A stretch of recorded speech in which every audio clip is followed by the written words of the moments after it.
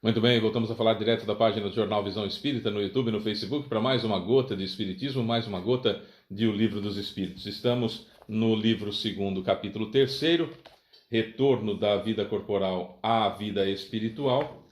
O item que nós estamos estudando é Separação da Alma e do Corpo, e as questões que vamos estudar é 159 e 160. Estamos utilizando o livro da editora M como base aqui para o nosso estudo, tá bom? Então vamos lá. Compartilhe esse vídeo, ele não tem fins lucrativos, é só para divulgação da doutrina espírita mesmo, se você puder. Será bem bacana você compartilhar, tá bom? Vamos lá. Questão 159. Que sensação a alma experimenta no momento em que se reconhece no mundo dos espíritos? No momento que se reconhece no mundo dos espíritos, que está lúcido, que percebeu que desencarnou. Essa é a pergunta. Qual a sensação que a alma experimenta no momento em que se reconhece no mundo dos espíritos? Eu percebi que eu já não pertenço mais ao mundo dos chamados vivos, que meu corpo morreu. Essa lucidez que é o período pós-perturbação, que é uma perturbação post-mortem. Perturbação post-mortem é aquele estado que pode durar de minutos a séculos, até que o sujeito perceba que o seu corpo morreu e que ele desencarnou.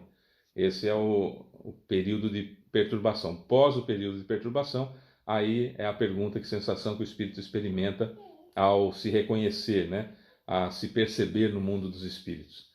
Essa perturbação é semelhante àquilo que você dorme na sala, por exemplo, e não percebe que te conduzem ou te levam para o quarto. Quando você acorda, você tem aqueles segundinhos de onde eu estou, sabe? Seria semelhante a isso, a perturbação pós-mortem, certo? Então vamos à resposta. Isso depende. Se tu fizeste o mal impelido pelo desejo de fazer o mal, num primeiro momento te sentirás envergonhado. Para o justo é bem diferente. A alma sente-se como que aliviada de um grande peso, pois não teme nenhum olhar perscrutador, julgador, inquiridor, olhando dentro do fundo do coração da gente. Bom, vamos entender essa situação do envergonhado. A situação do envergonhado é quando você reconhece aquele mal que você fez porque você quis fazer e aí bate o remorso. Não estou falando de arrependimento, estou falando de remorso. Remorso é realmente complicado, é realmente duro para nós, causa um sofrimento, mas não resolve. O que resolve é o arrependimento. Fábio, mas a separação, a linha é muito tênue e há até uma certa situação de sinônimos entre essas duas palavras, remorso e arrependimento. Mas não é a mesma coisa.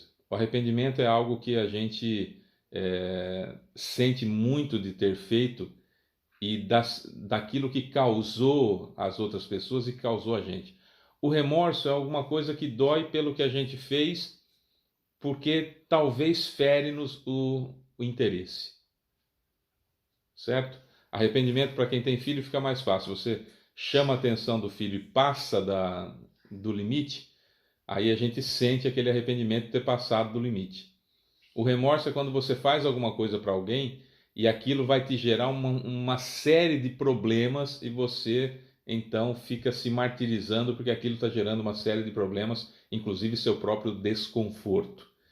Basicamente são sinônimos, repito, arrependimento e remorso. Mas se nós separarmos as duas situações, que o remorso é porque eu tenho interesse e o arrependimento é algo sincero, se eu fizer essa separação, mesmo que não haja um limite exato de diferença entre as palavras, eu vou entender que o arrependimento sincero me leva para o passo seguinte da evolução e o remorso apenas me mantém naquela situação em que eu me encontro, né? Porque é uma culpa que vem, que vem, que vem, que vem, que vem, e eu vou ficando cada vez com a vibração mais baixa. O arrependimento me motiva, me empurra para frente para que eu evolua. Essa seria basicamente a diferença. Erro, arrependimento e não remorso, expiação, que pode ser pelo amor ou pela dor, prova, para que eu prove a mim mesmo que eu não vou cometer o erro novamente, e reparação, conserto do mal que eu causei. Se eu errar, me arrepender de fato e ao expiar eu expio pelo amor, eu já estou reparando. Olha como eu estou pulando uma etapa. Eu já estou reparando o mal que eu cometi com o bem que eu estou fazendo agora, portanto eu expio por amor. E quando eu for colocado à prova, como eu expiei pelo amor, significa que eu já criei realmente aqui uma aversão gigantesca àquele mal que eu cometi, que eu passo na prova sem perceber, simplesmente não volto atrás. A reincidência no mal, após uma expiação dolorida, significa que houve revolta durante a expiação. E por mais que eu tenha sofrido, né, na pele aquilo que eu causei a terceiros, eu ainda me senti injustiçado, eu ainda estou rebelde contra as leis de Deus, e aí fatalmente eu não vou passar na prova, porque eu não criei aversão aqui dentro, aversão ao mal que eu cometi. Percebe? Então é essa a situação que diferencia o estado de consciência do espírito quando ele se percebe no plano espiritual. Pergunta 160. O espírito reencontra imediatamente os que conheceu na terra e que morreram antes dele? Percebam a palavra imediatamente aqui. Tá? O espírito reencontra imediatamente os que conheceu na terra e que morreram antes dele? Resposta: sim, conforme sua afeição mútua. Muitas vezes eles vêm recebê-lo na sua volta ao mundo dos espíritos, ajudando-o a desligar-se das amarras da matéria. Também ocorre com frequência de reencontrar os que tinha perdido de vista durante sua vida na Terra. Ele vê os que são errantes. Errantes aqui significa aqueles que estão entre uma encarnação e outra. Os que estão encarnados vai visitar. Eu contei aqui em vídeos anteriores a situação do sujeito que vai desencarnar, percebe que isso vai acontecer, percebe que os fluidos vitais estão acabando, que a sua jornada aqui já terminou, e tem muita afeição comigo durante o sono do corpo físico, que a gente sai do corpo como se tivesse morrido. Eu então me reencontro com essa pessoa, e de manhã eu chego até a comentar: nossa, eu sonhei com fulano, né? Fazia tempo que eu não via, tal, e eu sonhei com ele essa noite, estava bem, tal. Dali a pouco toca o telefone, ó, o fulano morreu. Essa é a visita que a gente fala. Fábio, mas isso acontece? Acontece, porque quando a gente dorme, a gente sai do corpo como se tivesse morrido. E a gente entra em contato com os espíritos que nós temos afinidade.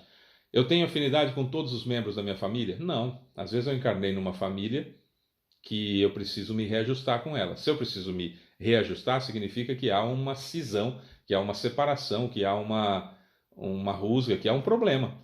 Então precisa reharmonizar. E pode ser que nem todo mundo queira reharmonizar nessa encarnação. Não vai bastar apenas eu querer reharmonizar com os meus parentes para que haja isso. Não vai bastar que eles queiram se reharmonizar, que basta para isso, para que aconteça essa reharmonização. Todos têm que querer. E forçar-se a um relacionamento tóxico não é necessariamente reharmonizar-se. É utilizar de uma situação que custa muito caro depois emocionalmente e só piora tudo. Não vale a pena necessariamente a gente fazer essa obrigatoriedade, essa obrigação de relacionarmos-nos com a nossa família toxicamente, obrigando-nos a isso. Precisamos, claro, reharmonizarmos-nos. Se não estiver dando, é importante um passinho atrás para a gente, no momento oportuno, mais evoluído e melhor, promover essa harmonização. Por que eu estou dizendo isso? Porque dá-se-nos a impressão sempre que quando a gente desencarnar, parentes nossos dessa encarnação vão vir buscar a gente. Mas a família espiritual é muito maior. Nós temos, segundo o professor Nazil Canarim Júnior, da UFSCar, da Universidade Federal de São Carlos, aproximadamente 65 mil encarnações em planetas de provas e expiações. Então, você imagina quantos afetos sinceros, quantos amigos sinceros, quantos familiares que nunca mais a gente vai esquecer, que são pessoas que a gente ama incondicionalmente, que daria a vida incondicionalmente, a gente tem. Que não são necessariamente aqueles que estão encarnados agora. E é fácil ver que, por exemplo, nós temos amigos que são muito mais importantes na vida da gente, que a gente ama muito mais do que parentes consanguíneos, por exemplo. Isso acontece. Há quem tenha a sorte de ter parentes consanguíneos que são da família espiritual e que amamos incondicionalmente. Pô, bacana. Há outros que ainda não, né? Que estão fazendo outras experiências de reharmonização com quem precisa fazer. Então a gente vai ser recebido por amigos sinceros, familiares sinceros e pessoas que nos amam verdadeiramente quando desencarnamos. Mas aí precisa ver se nós estaremos em condições de sintonia com essas pessoas. Se nós estaremos em sintonia com essas pessoas. Então, Sintonia é simples. Podemos estar, por exemplo, nós dois na mesma sala, você e eu, um sentado do lado do outro, eu com fone de ouvido, você com outro fone de ouvido, e eu ouvindo uma estação de rádio e você ouvindo outra estação de rádio. Isso pode acontecer. Embora estejamos no mesmo lugar, estamos em sintonias diferentes. Eu não ouço o que está falando na rádio que você está ouvindo e você não ouve na rádio que eu estou ouvindo. Embora estejamos no mesmo lugar, estamos em sintonias diferentes. Isso vale, evidentemente, para espíritos. Embora estejamos juntos, encarnados juntos, morando na mesma casa, partilhando dos mesmos sonhos, às vezes como cônjuges, às vezes como pai e filho, mãe e filho, enfim, mas estamos em sintonias diferentes, estamos em contatos com espíritos diferentes, de evoluções diferentes, e isso por escolha nossa de sintonia, certo? Então, quando a gente desencarna, quem vem buscar a gente? Vem buscar a gente quem tem uma afinidade gigantesca conosco, que pode ser da família carnal nossa dessa vida ou não, né? Isso varia numa grande quantidade. E é imediatamente que isso acontece? Não, porque depende do período de perturbação. No livro Céu e Inferno, a partir da segunda parte, nós vamos encontrar muitos relatos de espíritos felizes, espíritos endurecidos, espíritos arrependidos, espíritos suicidas. Nós vamos encontrar um relato fartíssimo, extraordinariamente bem feito por Kardec. Nos espíritos felizes, o primeiro relatado no livro é o espírito, acho que é assim que se pronuncia, Samson. Escreve-se Samson, Samson, ou Sanson, que é francês, mas provavelmente é Samson. E esse espírito ele demorou algumas horas e já se percebeu lúcido, fora do corpo. Em algumas horas ele já estava absolutamente lúcido e tinha gratidão pelo corpo, porém já não me serve mais, beleza, tá? Nada de ser preso ao corpo. Caibar Schutel, querido Caibar Schutel, hoje dirigente espiritual da colônia Alvorada Nova.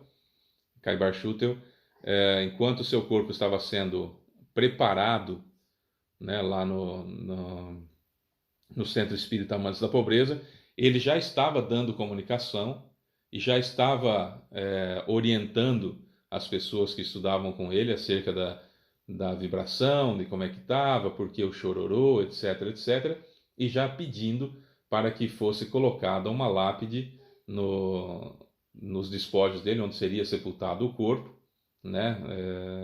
Sem essa veneração pelo corpo, embora gratidão ele tivesse pelo corpo, né? Por ter podido ficar nessa encarnação e ter feito o que ele fez, encarnado. Ele queria apenas que tivesse uma frase que está na lápide dele lá, no cemitério de Matão: vivi, vivo e viverei, porque sou imortal. Aliás, essa frase nós temos também no Centro de Estudos Espíritas Caibar Schutel, numa foto cedida pelo Clarim, pela editora Clarim, que nós colocamos isso num quadro, está escrito: vivi, vivo e viverei, porque sou imortal. Né? Então, vejam a importância da lucidez. Então, no caso do seu Caibar Schutel, foi imediatamente. No caso de Samson, foi imediatamente.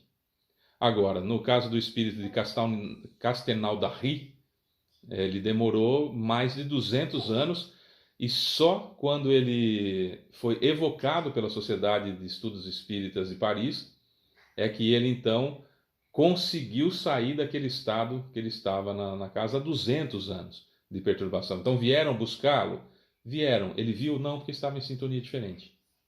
Então depende de mim, depende da minha situação, de como eu estou, de conhecimento pós-mortem, conhecimento do que acontece depois da morte do corpo, e estado de evolução. É assim que a banda toca, é dessa forma que funciona. Tá bom?